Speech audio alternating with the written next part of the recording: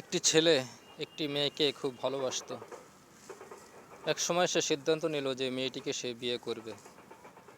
তাই সে মেয়ের বাবার কাছে তার বিয়ের প্রস্তাব নিয়ে গেল। মেয়ের বাবা বলল, তুমি ওই মাঠে গিয়ে দাঁড়াবে, আমি এক এক করে 3টা ষাঁড় ছেড়ে দিব। তুমি যদি যে কোনো একটি ষাঁড়ের লেজ ধরতে পারো, তাহলে আমি তোমার সাথে আমার মেয়ে বিয়ে দিব। ছেলেটি মেয়েটির বাবার কথায় রাজি হয়ে গেল এবং সে একটি মাঠের মধ্যে গিয়ে দাঁড়ালো। এবার মেয়ের বাবা একটি ষাঁড় ছেড়ে দিল, কিন্তু ষাঁড়টি ছিল অনেক বড় এবং খুব রাগী। তাই ষাঁড়টিকে দেখে ছেলেটি রীতিমতো ভয় পেয়ে গেল। তখন সে ভাবল, এই ষাঁড়টিকে ছেড়ে দিই, এরপরে যে দুটো ষাঁড় আসবে তার মধ্য থেকে যে কোনো একটাকে ধরে ফেলব।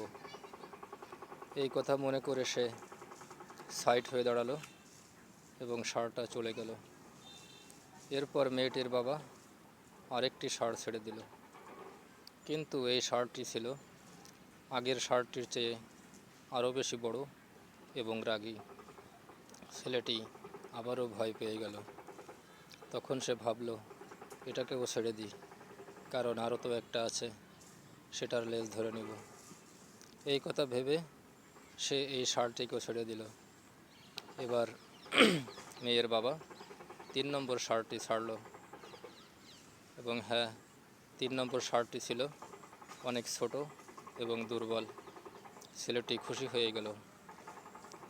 ষাঁড়টি যখন তার সামনে এলো, তখন সে ষাঁড়টিকে ধরার জন্য এগিয়ে গেল এবং দেখতে পারল যে এই ষাঁড়টির কোনো লেজই নেই।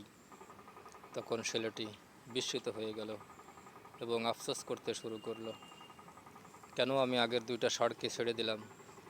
যদি সাহস করে যে কোনো একটি ষাঁড়ের লেজ ধরে ফেলতাম, তাহলে তো আমি আমার ভালোবাসার মানুষকে বিয়ে করতে পারতাম।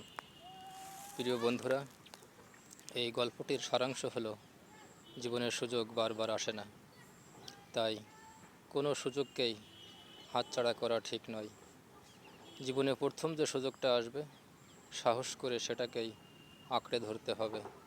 না হলে সুযোগ যদি একবার হাতছাড়া হয়ে যায়, তাহলে জীবনে আর সুযোগ নাও আসতে পারে। আর যদিও আসে, সেটা আগের মতো বেটার নাও হতে পারে। তাই জীবনে কোনো কিছু পেতে হলে কখনো কখনো রিস্ক নিতে হয় এবং সাহস করতে হয়। তাই কোনো সুযোগকেই অবহেলায় হাতছাড়া করা উচিত নয়।